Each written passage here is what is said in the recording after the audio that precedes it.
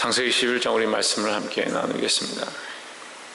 창세기 말씀은 지난주도 잠깐 말씀드렸는데 계속해서 하나님 앞에서 우리가 하나님의 백성답게 살 것이냐, 그렇지 않으면 우리의 욕심을 따라 살 것이냐, 하나님의 백성의 모양과 세상의 사람들의 이 모양을 계속해서 구별해서 말씀해 주고 있습니다. 출애굽기도 보면 하나님의 택한 백성들과 애굽 족속들의 모습이 다르게 나와 있고, 또 광야로 나가서도 거기에 하나님께서 특별히 세워준 자들이 있고, 거기서 불평불만하는 자들이 있고, 또 가나안 땅에 들어가서도 그 정탐하러 갔는데 하나님께서 우리를 정말 여기 죽이게 하는구나, 우리는 그들 앞에 메뚜기 같다고 하는 자들이 있고, 또한 반대로 여호수아 갈렙은 그들은 우리의 밥이다, 그렇게 말하는 모습들을 우리가 항상 봅니다. 하나님이 있느냐 하나님 없느냐, 하나님 믿고 있느냐, 하나님과의 관계 안에서 믿음으로 고백하느냐, 그냥 인간적인 생각들을 말하느냐, 그런 차이가 있습니다. 그런 관점으로 말씀을 항상 보아야 합니다. 왜냐하면 모든 말씀은 우리가 하나님 앞에 하나님의 백성답게 살게 하기 위한 것이고, 그러면 하나님께서 원하시는 뜻, 그것은 뭐냐? 하나님이 원하시는 뜻은 하나님의 뜻대로 살고자 하는, 하나님의 뜻대로 살게 하시기를 원한다. 그럼 우리는 하나님의 백성으로 하나님의 뜻을 따라 살아야 하니까 이 말씀 속에서도 하나님의 뜻을 보아야 하고 하나님의 백성답게 사는 방법들을 발견해야 될 줄 믿습니다. 11장 1절에 온 땅에 구음이 하나이요 언어가 하나이었더라. 이에 그들이 동방을 옮기다가 시날 평지를 만나 거기 거하고 했습니다. 그들이 동방으로 가다가 시날 평지에 거했다는 것이 원래는 1절이 되어야 하는데 1절에 그들이 구음이 하나고 언어가 하나다는 말을 먼저 합니다. 그 1절을 왜 여기 먼저 썼느냐? 그들이 옮겨가는 것이 문제가 아니라 그들의 말이 하나임으로 말미암아 도모하는 생각들이 악하다. 우리가 하나 되어야 되는 것이 성경의 원리인데, 우리가 하나 되는 것이 하나님 기뻐하신 방법인데, 하나님 없으면 하나 되는 것이 무슨 소용이 있느냐? 세상의 사랑과 이 에로스, 플라토닉, 이런 여러 가지 필레오, 그런 사랑이 있다. 하나님 아가페적인 사랑이 뭐가 다르냐? 이건 하나님 없는 사랑이죠. 하나님 없는 사랑입니다. 근데 아가페적인 사랑은 하나님의 사랑이 있는 겁니다. 이 하나님의 사랑을 이 플라토닉이나 필레오나 여기다 갖다 넣어야 돼요. 에로스나 여기에다가 하나님의 사랑을 접목해서 해야 되는 거지. 이 사랑을 갖다 자꾸 아가페 사랑에 접목하려고 하는 거예요. 그 세상에 사랑했던 방법, 세상 사람들과 교제했던 방법을 교회에 가지고 와서 사람들한테는 이렇게 해야 되고 우리는 서로 이렇게 연합해야 되고, 그거 아니죠. 오히려 하나님의 사랑을 우리가 알아서 그 사랑을 세상에 들고 나가서 세상 사람들이 하나님의 사랑을 알게 하는 것이 우리가 해야 될 일이다 하는 거예요. 3절에 서로 말하되 자 벽돌을 만들어 근고히 굽자 하고, 이에 벽돌로 돌을 대신하며 역청으로 진흙을 대신하고, 또 말하되 자 성과 대를 쌓아 대 꼭대기를 하늘에 닿게 하여 우리 이름을 내고 온 지면에 흩어짐을 면하자 하였더니 했습니다. 여러분 여기 보면 이 진흙을 가지고 역청을 가지고 벽돌을 가지고 결국 뭘 하느냐, 이게 구워서 서로 붙게 만들어서 쌓아 올린다. 이게 하나 되는 모양이에요. 그러니까 자신들이 만든 것들이 견고하게 붙어서 끊어지지 않게 하는 것, 이게 하나 되는 모양인데, 오늘 이 시대가 어떠냐면 서로 유기적으로 굉장히 잘 연결되어 있습니다. 이게 기술이 발달할수록 어떻게 합니까? 이 언어적으로 통신이나 전자나 S미디어나 이게 끊어지지 않는 연결고리로 세상이 다 엮여져 있습니다. 엮여지는 게 문제가 아니고 이 붙어 있는 게 문제가 아닌데, 그들이 묶여서 붙어서 그 벽돌을 구워서 역청을 발라서 뭘 하느냐, 쌓아 올린다. 왜 쌓아 올리냐? 하나님처럼 되려고 하는 겁니다. 그러면 우리가 이걸 보아야, 왜 하나님처럼 되려고 하느냐? 하나님 없으니까 하나님처럼 되려고 하는 거예요. 하나님이 없으니까, 자기들 안에 하나님이 없으니까 자기들이 하나님 데려가고 하나님의 자리에 이르려고 하는 겁니다. 우리 인생이 다 그래요. 우리는 모르는 것처럼, 우리는 잘 알지 못하는 것처럼 보고 있지만 우리의 삶의 모양을 보면 실제로 우리는 어떻게 하느냐, 하나님처럼 하나님의 자리를 호시탐탐 탐내는 겁니다. 그래서 어제도 우리 신앙의 신앙의 기본이 뭐냐, 세 번째 말했습니다. 하나님이 주인 되어지는 거예요. 하나님이 주인 되어지는 삶을 계속 살아가야 되고, 더 나아가서 우리 삶의 모든 전폭이 하나님이 주인 되어지는 삶으로 바뀌어져야 되는 겁니다. 근데 인생이 연약하기 때문에 하나님 주인 되는 삶이 잠시 생각하고 잠시 잊어버리고 잠시 생각하고 잠시 잊어버리고 그렇게 하는 삶을 반복하면서 합니다. 여기 보면 인간의 도모가 어떠느냐, 흩어짐을 면하고 그 이름을 내고 그 올라가려는 거예요. 어디에 이르려고 하냐? 하나님께 이르려고 하는 거예요. 그래서 그 모습이 뭐냐? 바벨의 모습이다. 자기들 스스로 모여서 흩어지지 않고 하나님의 자리에 이르려고 한다. 그러니까 자기들끼리 다, 우리끼리 다 할 수 있다. 하나님 없어도 된다. 우리끼리 연합하고 우리끼리 다 이루자. 그것이 배역한 세대의 모습인데, 지금도 오늘날 수많은 영혼들이 여전히 하나님 없어도 되고 우리끼리 연합해서 뭔가 이루자. 그게 세상의 사실 원리죠. 사회 관계망의 원리고 이 시대의 원리고.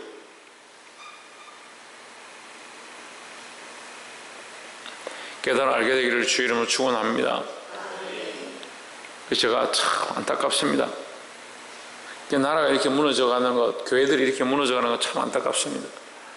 뭘 잊어버렸냐? 하나님의 주인됨을 잊어버렸습니다. 이스라엘 백성에게 광야 생활 가운데 뭘 가르치느냐? 여러분 고민해 보십시오. 이스라엘 백성들을 광야 생활에서 뭘 가르칩니까? 원망, 수근거림? 아닙니다. 하나님께서 뭘 가르쳐 주시냐? 하나님께 묻게 하시는 걸 가르칩니다. 그래서 결국 그들에게 제사 제도를 주시고, 제사 제도의 결론이 뭐냐? 가장 중요한 결론이 뭐냐? 우린과 분명을 두어서 하나님 앞에 묻게 하십니다. 너희의 걸어감과 너희의 결정을 하나님께 물으라. 그러니까 너희가 250만이나 모여 있어도 너희 행사가 온전할 수 없다. 누구에게 물어야 하느냐? 하나님께 물으라는. 근데 250만이 모여도 온전치 않은 걸 우리는 10명만 모여도, 아니 둘이만 모여도 하나님 없이 서로 의논하죠. 그걸 몰라요. 그게 죄고 그게 잘못된 생각이고 그게 폐역한 모양인 줄 모릅니다. 교회는 민주주의가 아니에요. 근데 자꾸 민주주의 생각하는 거예요. 다수결을 해야 합니다. 민주주의를 해야 합니다. 그 부분을 사용하는 부분적으로는 좋을 수 있습니다. 하지만 하나님 없는 민주주의가 무슨 소용이 있습니까? 그래서 교회를 쪼개는 것도, 교회를 누구에게 넘기는 것도, 소송이 붙어서 재판회가 결정내는 것도 민주주의를 합니다. 하나님께 묻지 않습니다. 그런 소송이 일어나는 것도 하나님께 묻지 않았기 때문에 일어났고, 그런 재판이 나는 것도 하나님께 묻지 않았기 때문에 일어났고, 그들이 하나님 두려워했으면 어디서 싸우겠습니까? 하나님 두려워하지 않는 겁니다. 자꾸 착각하는 게, 이게 자기들이 하는 게 다 의인 줄 착각하는 거예요. 태극기를 들고 광화문에 나가면 그게 의인 줄 착각하는 거예요.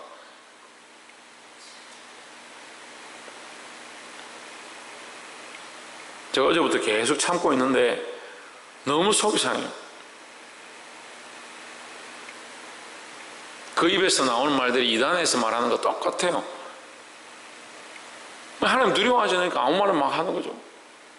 그런데 지금 수많은 사람들이 그거 쫓아갑니다. 특히 권사들하고 사모들이 그거 쫓아가는 거예요. 그 목사님 좋더라.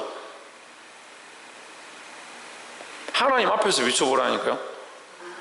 아니, 하나님 앞에서 두려워하는 마음으로 하나님 앞에서 비춰보면 뭐가 옳고 뭐가 그런지 보는데, 그럼 우리가 다 못하는 말을 속 시원하게 다 해주더라. 그런 말을 하니까 참 기분이 좋다. 오늘 교회가 그런 일을 해야 되는 거 아니냐. 천만의 말씀입니다.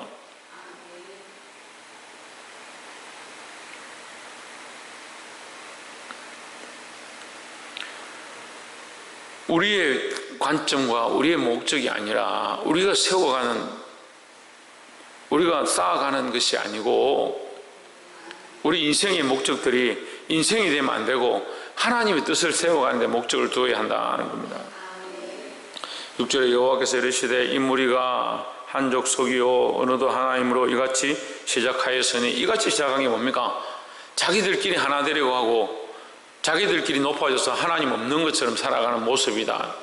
이같이 시작했으니 이후로는 그 경영하는 일을 금지할 수 없으리라. 금할 수 없다. 왜 금할 수 없느냐? 자기들 안에 스스로 깨어나서 스스로 회개해서 하나님 앞으로 돌아오지 않는다. 그러니까 금할 수 없다는 거죠. 내버려 두면 계속 그렇게 한다는 거죠. 그게 하나님께서 개입하십니다.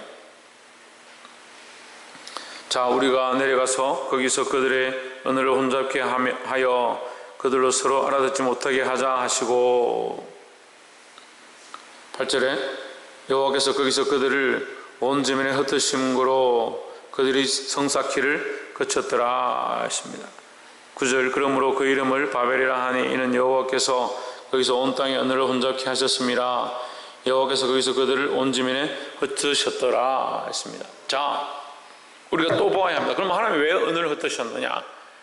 그들이 하나 되는 것들을 막기 위해서. 우리는 자꾸 이 단편적인 것만 보죠. 하나님 흩으셨다. 하나 되는 것을 막기 위해서 흩으셨다. 그럼 왜 흩으셨냐? 왜 하나 되는 것을 막으셨냐? 왜 하나 되는 걸 막으셨다 했습니까? 왜? 인생길이 하나 되는 게 잘못이다는 거예요. 하나님 찾지 않으니까 그렇다. 그렇죠? 그럼 우리가 다른 편을 보면 뭡니까? 결국 하나님의 마음은 하나님께로, 그렇죠? 하나님의 마음은 하나님께로 돌아오기 원하신다. 인생의 도모가 하나님을 찾고 하나님을 구하고 하나님 만나기 원하시는 것이 하나님의 방법이다. 그래서 우리가 말씀을 통해서 성령 안에 하나 되어진 것, 그리스도 안에 하나 되어진 것, 그리스도 안에 들어오면 네가 성령의 충만함을 입으면 내가 네 안에, 네가 내 안에 있는 것과 같이 되리라 하신 이 말씀이 뭐냐? 하나 되는 것이다. 하나 되는 것. 누구가 하나 되냐? 그리스도가 하나 되고 성령과 하나 되고 하나님과 하나 되어서 교제하기를 원하시는데, 인생이 자꾸 성령 없이 그리스도 없이 하나님 없이 하나 되는 건 자꾸 찾는 겁니다.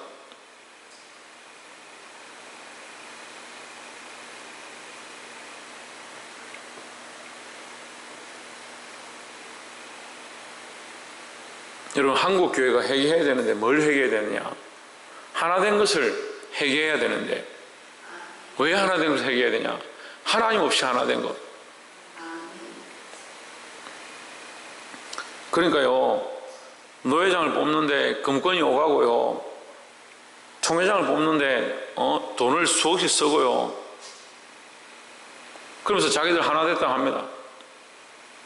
실제로 저도 임원이 돼 보니까 저는 뭐 나이도 얼마 안 됐고 저희 주변에 있는 사람들도 뭐 제가 뭐 많이 알지도 못하는데, 제가 그래도 젊으니까 젊은 청 중에 좀 이게 카리스마 있어 보이는가 봐요. 저한테 얼마나 선거철만 되면, 가을쯤 되면 뭐 식사하러 오라고 스케줄을 막 다 쓸 수 없을 만큼 뭐 여기 오라고 저기 오라고. 제가 전화하면 그 대답 그렇게 합니다. 제가 뭔데요? 제가 제가 배울 거 있다고 저한테 연락하십니다. 그래도 식사한 걸 해야 된다니.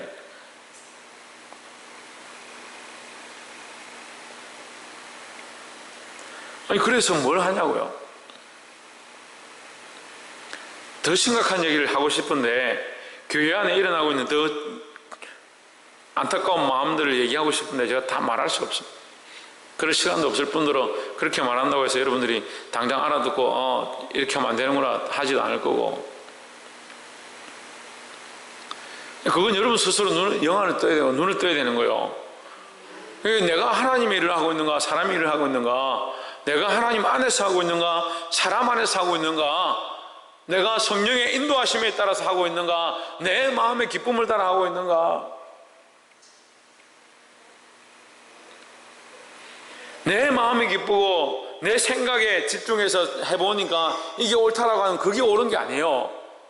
하나님이 기뻐하시는 일을 해야 되는 거예요. 우리는 평생 몸부림치고 평생 기도하면서 뭘 해야 되냐? 뭘 기도합니까? 여러분 새벽 기도 나와서 뭘 기도합니까? 하나님 뜻을 구해야 되잖아요. 하나님 뜻을 구해야 되잖아요. 근데 실상 우리가 뭐 구합니까? 내 뜻을 구하고 있습니다. 우리가 하나 되어지는 것 필요하죠. 우리의 연합 필요하죠. 뭐가 없으면, 하나님 없으면 무슨 소용이냐는 거예요. 하나님의 뜻을 따라 우리가 하나 되어져서 뭘 찾아야 되냐? 하나님을 찾아야 하고, 하나님 찾는 것이 하나 되어지는 비결이다 하는 거죠. 하나님은 그 마음으로 오셔서, 찾아오셔서 이들이 모여서 나를 찾느냐가, 내게 나오기를 원하는가, 나를 구하는가. 그래서 하나님 오셨는데 그들이 오히려 하나님을 대적하고 스스로 높아져서 자기들끼리 연합하려고 하는 거예요. 하나님 보시기에 얼마나 배역하냐는 거예요. 오늘날 수많은 인생들이 자기 인생을 가지고 바벨탑을 쌓고 있고, 수많은 교회들이 자기 교회를 통해서 바벨탑을 쌓아가고 있고, 수많은 기관들이 하나님 앞에 봉사하고 헌신한다라고 하면서 바벨탑을 쌓고 있으면서 그것이 악한 줄 깨닫지 못한다는 거예요.